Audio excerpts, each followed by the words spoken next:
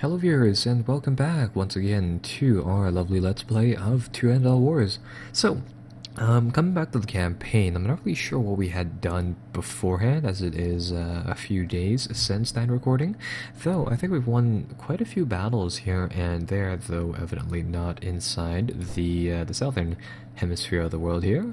Anyhow, let's see what has happened so far. So we've won a battle over here, and I believe this was, yeah, this was kind of out of the way in the middle of Russia.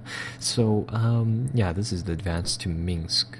We won a lovely victory. No, that is a pretty nice victory over Nikolai Ruski over here in, I'd assume, this area of Lemberg, I think is the title of it. I don't know yeah, it is Lemberg. Okay, so that's good. And apart from that, a few Austrian defeats to Serbia. We've already seen those in the past. The Battle of Lodz was won, and a surprisingly large number of people were participating in this battle. They weren't eliminated, so I honestly don't know where they went. Maybe they surrendered. I'd check that pop-up once again, but I'm not going to go through the task of finding them, because I do believe that when prisoners are taken, it is listed not as casualties in themselves, but as elements who are taken aside like that. So yeah, unfortunately, not a lot of success in in Serbia. I would actually be very interested to see how perhaps an Eastern Powers game plays out in this area in defending here, because I just cannot seem to break through to these guys. And let's see what we have over here. We have a Serbian unit, a supply unit. So this is kind of neat. You can capture supply units like this inside the game. I think you can also capture some other things, especially inside the other titles that they have. For example, I think you could capture like siege equipment in Alia Jagta Est, the game that it had a whole bunch of scenarios, but it was more or less focused upon the Roman Civil War with Julius Caesar and all. And I think you could capture like ballistas and crap like that there. In this circumstance, there should be in theory a penalty for combining two nationalities together, though I don't know if that applies for supply trains, and it doesn't really make sense for it to do so. So on that note, I think we'll just leave that there and see what happens. Over here, I think this is just supplies. We'll try to capture another one over here. And I'll try to get my armies to march forwards here, and I really want to take over the woods here, just because, really. I think we'll go on no, this leader is inactivated, so we'll leave him as is. Over here, we're moving forwards. Oh, that's right, we're making an assault onto Serbian HQ once again. So that'll just passively happen. Likewise, in this area, things are fine. Over here, I think we have a nice route to take out either a supply unit or a airbase unit. It looks like the game isn't too terribly clear on that, but we'll see what happens there. We'll try to take that over.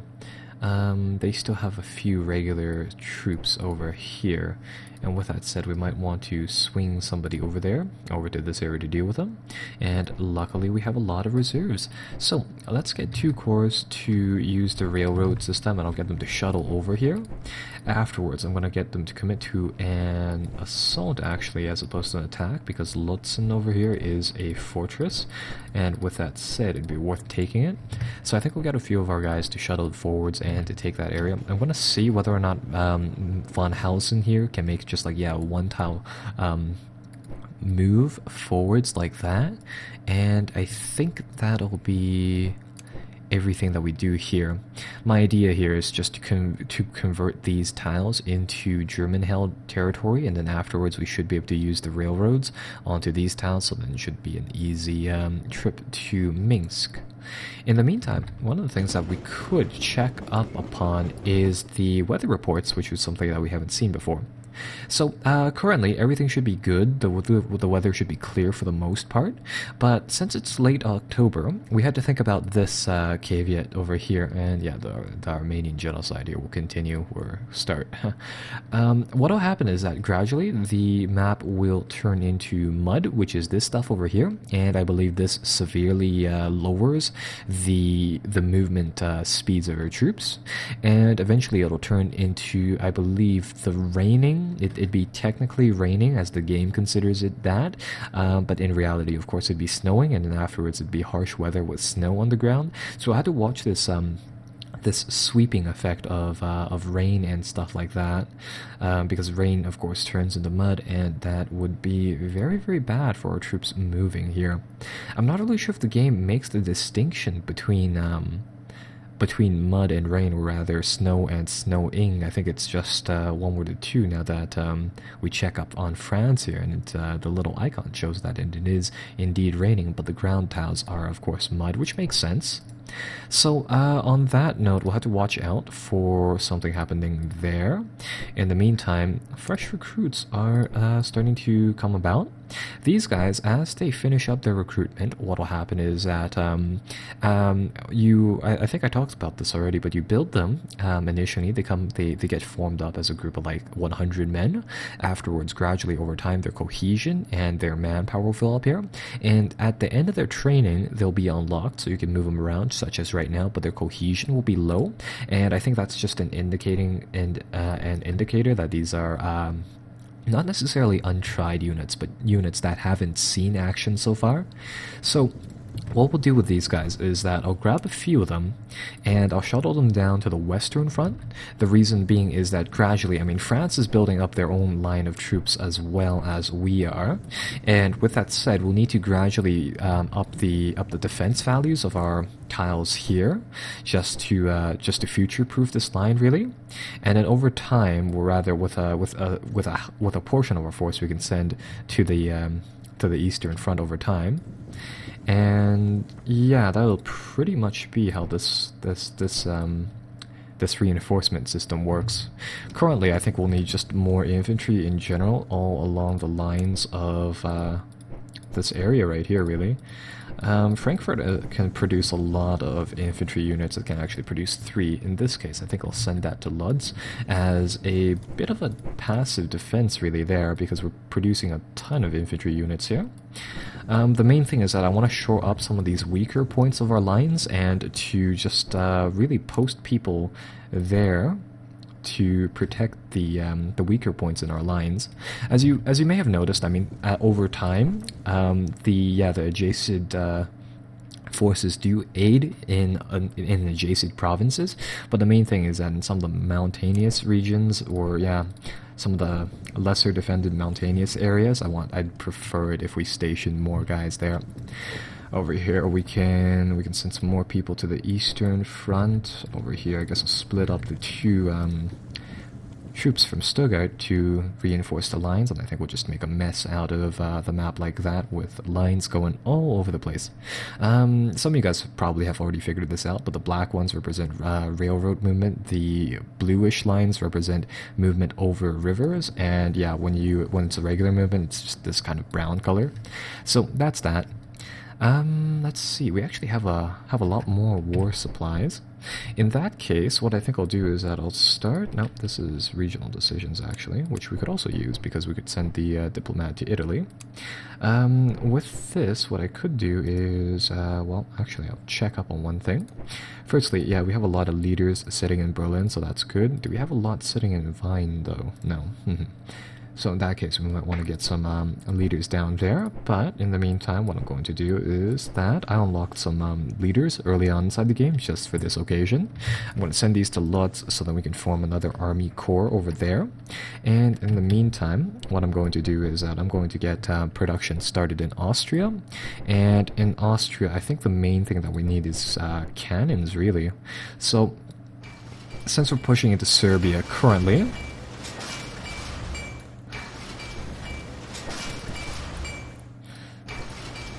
I'm guessing that these medium cannons will be more useful in Serbia, seeing as how they're just easier to move around with. Later on, we might want to build some heavy cannons for Austrian area. And speaking about Austrian area, one of the things that the game does here is that, unlike Germany, a lot of the different nations inside the game will have to will have to build their forces like this. As you can see, there's a whole bunch of practically the same infantry units, though they're split up between different nationalities. The idea behind it is that I think it's to represent that. I mean, realistically, you're probably not going to be building, say, all of your French forces in Paris or all of your German forces in Berlin area, because that would be just kind of unfeasible. And how the game simulates the fact that like troops are recruited from all over the map really is that it limits you to a select number of these cards. So for example, I can only put down 15 more true Austrian infantry divisions. And you can only deploy these in, of course, select provinces that actually have people of that ethnicity, if you will, there. So for example, we have one more unit of Czech infantry, but I can't deploy it, so I think we'll just deploy some Hungarian infantry instead. And we'll just buy a whole swarm of those guys, and later on we'll deploy them to the Serbian front, where they are very needed. One other thing that you can do is that you can buy reinforcement elements for your troops. And how that works is that over time, as we've seen, or as you may have seen me tab over, these units will take damage in the form of this, whereas these elements make up a division, and then of course the division makes up say an army corps, or just an army in general. What will happen is that these little army elements will of course take damage. For example, this one's at maximum 6,000 men. It's currently under strength. If this entire, say, element of infantrymen, and evidently it's an infantry brigade, if this brigade dies, then provided that I believe we have the entire army in a safe location and in a position with good infrastructure, what will happen is that the infantry division will just request a new infantry brigade off of this tiny replacement pool, instead of, say, us having to build a new unit and do that. So it's quite neat. It replaces whole brigades as opposed to or regiments, as opposed to like just giving or putting back some amount of manpower, and that's effectively how that works. So there's that is effectively the Western Front, or the European front, if you will. I'm going to tab over here to the Ottoman Empire. I'm going to check up on the troops, and evidently none of them are activated, meaning that none of them can actually commit to any offensive actions. And wow, actually anywhere around the lines here. So with that said, I guess I'll detach some cavalry over here, down here, and I'll just send them forwards really to scout out whatever is present over here. I really don't get why there are ports. Well, actually, you can travel through rivers inside the game using boats and all, but it's honestly not that, well, it's not worthwhile, especially over here. So we'll send some guys over there to just scout out the path to Alexandria and stuff like that. And I think we'll just leave off here. And we're back. So apparently we captured a supply wagon of supplies, or alternatively we've destroyed one. Either way. So let's see. We're going up against Vladimir Putnik again, and this is the odd thing about the Serbian front. For whatever reason, our force. Oh, I see. Never mind. For whatever reason, sometimes our estimated power drops, but that might just be because we're attacking a slightly different area. I'm tabbing over here. I'm checking whether or not... yeah, I'd imagine that the portraits up here are the same as the ones on the cards, but I don't honestly remember seeing Vladimir Putnik's troop any... I thought they retreated. Alright, well in that case, I mean, there's not too much we can do apart from just... holding here right now. We'll do a balanced battles plan and we'll see what happens. Yeah, and this is the odd thing. I mean, coming onto the campaign map here, Ritter von Frank's army should have a combat power of like 600 something.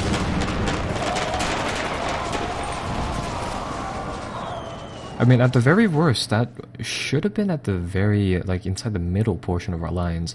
Either way, moving forwards here, we win against some of the segmented Russian troops. So that's good. And let's see.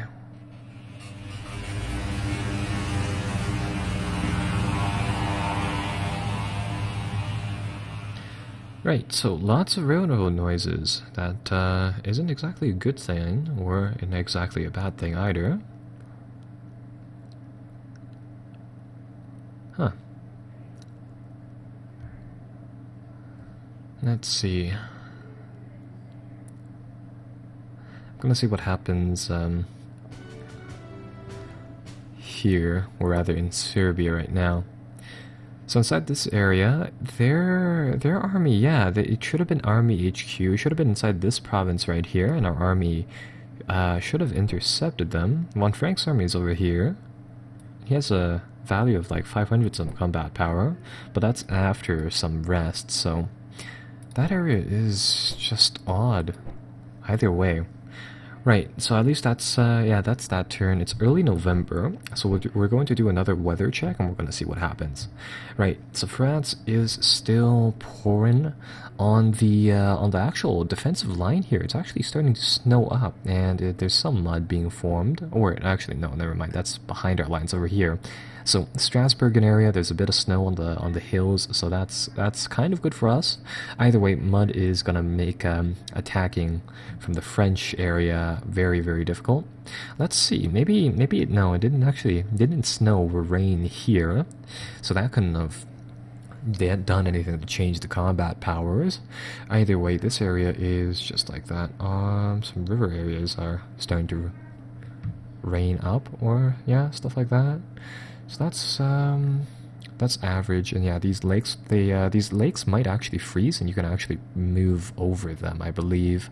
Though I think there's a chance of them collapsing on select troops, and it'll cost you some forces like that. Either way, moving over here, yeah, there will be this snow. This wave of snow coming at us very soon enough. So with that said, we want to see how far we can get before this wave of stuff arrives near our soldiers moving forwards here. So this will be effectively kind of a race against time here for pushing into Minsk and area. So see what say Second Army here can do. I'll put them onto the assault posture, and I'll see whether or not we can perhaps force marches people forwards into Minsk there and take that over. So he'll do that. Moving from there, I think I'll get one of the Guard Corps or one of the Army Corps to come over here by trail and defend this area, so then we can detach Army 3 or Army 1 over here, whichever one it may be, to do something else. And I think Alexander Samsonov over here is, he seems to be by himself right now. He doesn't seem to have an army. So with that said, we'll see what we can do about sieging the citadel here and taking it over and hopefully killing him in the process. That is more or less a gamble than anything. So yeah, those leaders by themselves, they are very, very difficult to actually take down, unfortunately. So that'll be one thing. Over here, let's see, there's a regular detachment of force. Not too much.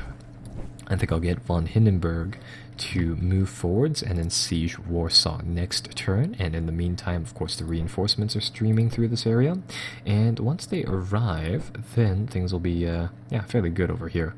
I think I'll actually detach one corps just to be more or less a guard for this area right here, and to defend lots from a counterattack. So that'll be one thing. They are bypass? No, that's only cavalry, so that's not too bad. They're moving a large army over here. We'll railroad towards another position, and I think I'll get the bigger two armies over here to railroad forwards and to defend this this fort right here. So that'll be good. And right, all along the lines, our forces are just doing their things pretty much. Let's see. Nope. Oh crap. I hate it when I do that, because the unit cards are so big. They have the option of combining like that. It's rather unfortunate, because now technically one of these forces lose their army status when they combine like this. So with that said, what I'll have to do here is that I'll have to remake the army, if you will. I'm just trying to figure out where the troops for this army will be, because what we can do now is that we'll have to remake it just like this, and luckily the army greater HQ is close enough that we can do this. But if we disbanded them, or if we accidentally disbanded them like that far away from GHQ, then we would have been stuck with a force of less than 500 combat power. I'm not a fan of the fact that those cards can stack like that, but there's no undo button to make up for those circumstances. Like, look, that the little province is just way too small for that many guys.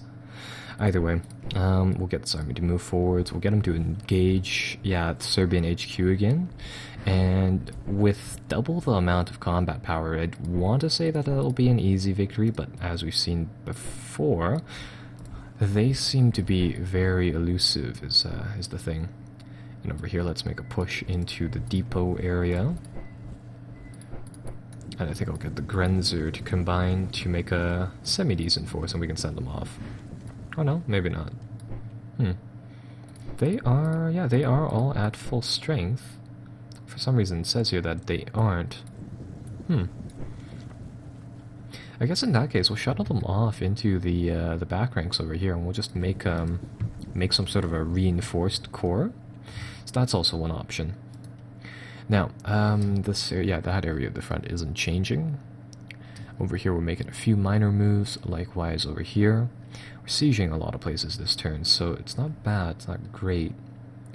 And over here, checking the mountain passes, we're going to tab through our different armies over here, check who is available for movement, and unfortunately we only have one of the armies available, so we're not going to be able to make any attacks with the Turkish forces here as well.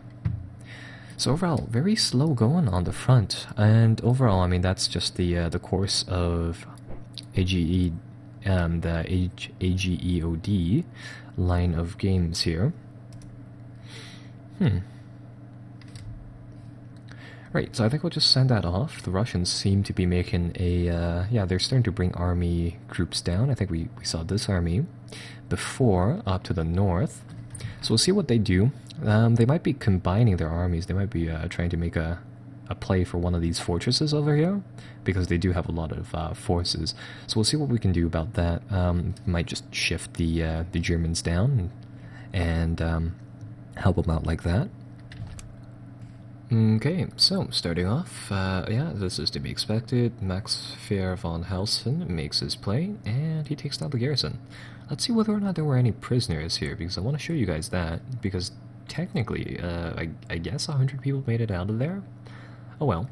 So that's one fortress.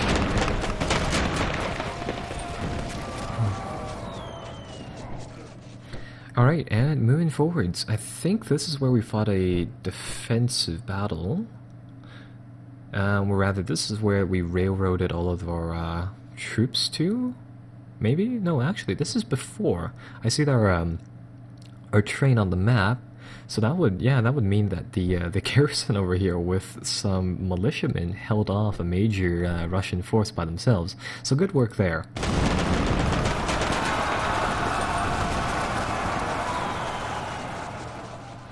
And over here, let's see. So two of our forces went in.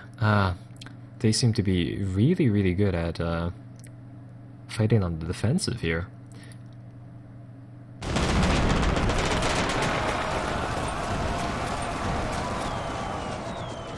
And right, we make another play for one of the splintered forces of Second Army for Russia.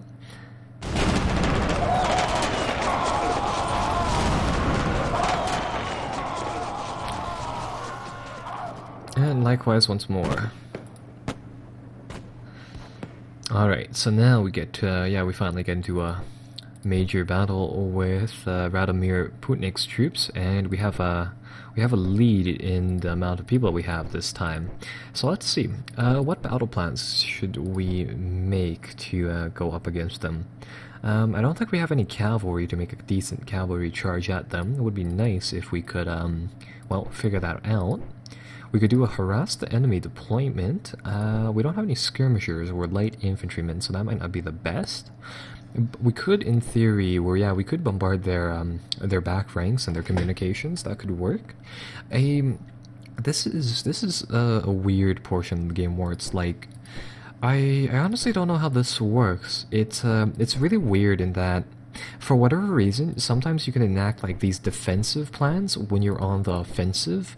And with that said, I guess that would be some sort of a delaying attack where the sole purpose is to delay for a large amount of time before you pull back, or whether or not that's just because there's only 5 different tabs of different plans you can enact. And with that said, they just keep them here just, because.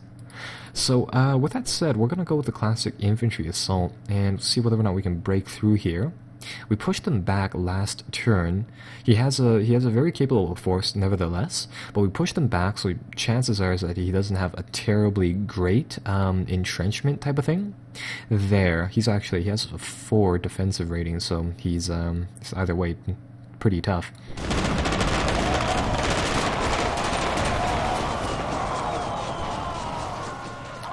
And ooh, yikes, that is not a good battle for us. Our guys took massive losses, whereas his forces barely took anything.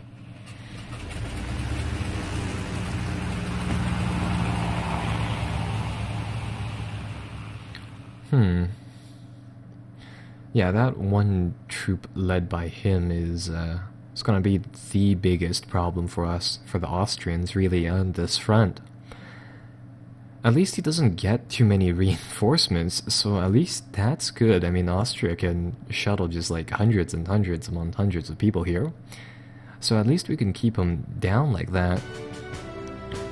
And I mean, if you look at it, he only had like barely any morale there, despite having 300 combat power. Damn it. That might just be because of the fact that his power, with the abstracted power values, are combined with that other army there, from your opponent's point of view. Yeah, they really need to put in some sort of a undo button here. I mean, this is just tedious. There we go. Well, at least we're within, command radius here. If we were not, then that would be a serious problem. So we'll do that, and likewise, our guys are more or less just really wounded from the battles going on here. Actually, the Serbian HQ is actually pretty badly damaged right now. It only has 42 combat power, so that's the entirety of that tile. So that makes things slightly better in that case. Let's just commit to an assault here. We'll go for round 2 for this battle right here, and we'll get our guys to switch on to the assault phase. And I think I'll just send them forwards, really. So we'll see. This area is still clear. The weather is still clear weather, so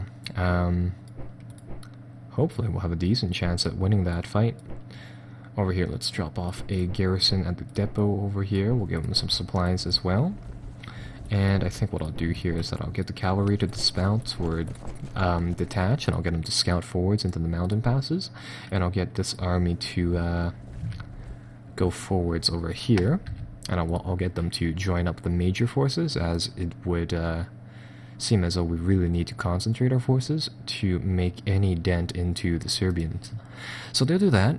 Over here, yeah, we're making decent progress towards Minsk, and we should be there and the early phases of the next battle, so that's not too bad. Let's see. These guys are, oh, actually, what is this? Looks like Pavel Renenkov, from going from the picture. I think he's I think his troops pulled back, and they're now just coming forwards to the front once more. That might be slightly troubling there, because that is actually on our flanks. So that doesn't bode well for us. I'm gonna see what we can do about changing perhaps that situation. Let's get army groups. Let's get another army corps to reinforce that location. I'll get them to enter the building and go defensive, so they'll have a better chance at healing up their morale there. Over here we have artillery led by 2 regular forces. I think that'll be an easy target, so we'll send our forces here and we'll see what we can do. Likewise, it's a full corps. It doesn't seem to be well led, but it's there, so we'll keep that unit there. Von Hindenburg has moved forwards, so that's good. And I think he'll be able to come over here and siege the province of Warsaw. He won't be able to attack just yet. I think he'll need another turn to rest once he's there. But afterwards, he should be able to make it a decent assault and see what he does. And perfect. Some of the heavier artillery pieces are starting to come about. And we'll send those to the front accordingly. And yeah, these should be the very heaviest guns out there, or some of the heaviest guns out there. And these guys, I'm not really sure if it lists over here, but they should have enough combat power to wipe out an entire element at during one battle at a time, provided that they're well supplied with ammunition. So, coupled with the fact that you get a bonus for entrenching, say, artillery pieces into your trench lines, we should make a pretty difficult to breach line here that surpasses what we already have. So that'll be very useful. And in the meantime, I guess that will be this turn in its entirety if the Ottoman Empire troops can't move still. Let's see, oh, this is actually shaping up to be something. Third Army here isn't ready. But the rest of their corps here are actually ready to go.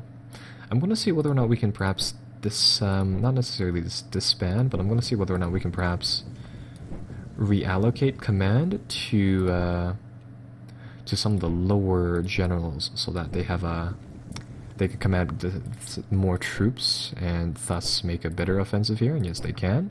So with that said, let's reattach everything from 3rd Army to these guys, and we'll try to stay within the command ranges. So over here, I think I can send over the cavalry, but not the... no, actually the cavalry can't be sent.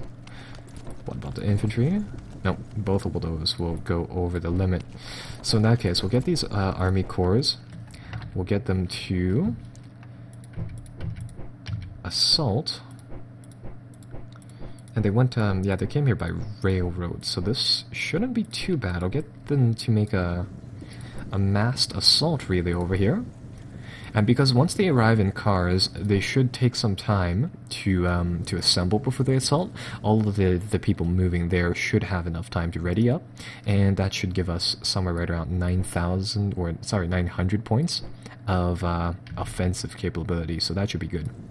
And over here we'll get the Turkish forces to move through the deserts, as we're actually, no, there's a lot of mud right now, so I think I'll wait until this area either freezes, which is highly unlikely given that it's a desert, or just stops raining, or whatever happens in the desert during winter. I'd imagine it's just rain, occasional rain and dryness, but don't know about that. Don't know about that. Okay, and we're back with more, well, to end all wars here. So, going forwards, we are making a push into Kars from the Ottoman Empire as our first move. And would you look at that, we're attacking with Zeki Pasha's force over here. He's I believe he has a 2 rating in strategic stuffs. He has 2 offensive and 0 defensive. So, he makes for a good candidate here. So at least that's good. His opponent isn't all too great as well.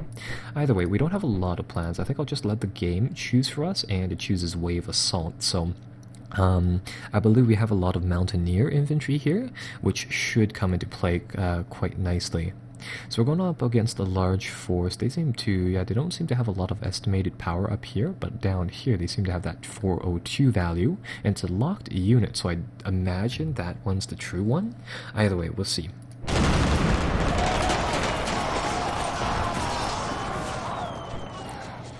Alright, so let's see. So Turkish victories are not bad. We managed to do some damage here, though actually they have a really bad 5th Corps leader. Just look at that, 000. That's 0 in strategic, defensive, and offensive ratings, where, you know, the offensive goes before defensive. But either way, it's pretty bad. And we managed to take this location over, so that's good. They had a pretty effective trench, especially with all of their troops dug in, so naturally we took some losses there, more than the enemy, but either way we take the tile. So that's good. Alexander Semenov's forces defend here. Hopefully we'll be able to like knock him out during this battle.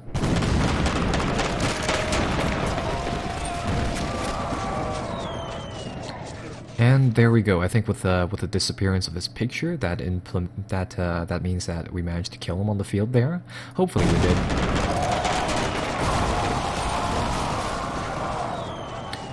Okay, so that's not bad as well.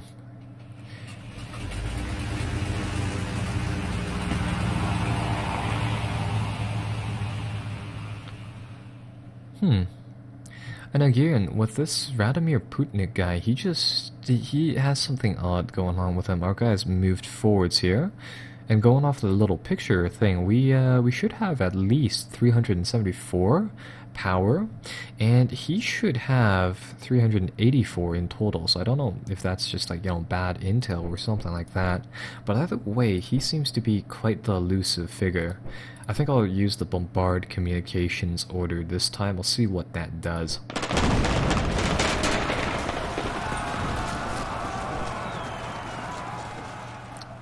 Yeah, there is something that I just either don't know about that's going on here inside Serbia, or there is just a whole bunch of weird things there. Maybe, well, okay, so yeah, it looks like we pushed them back.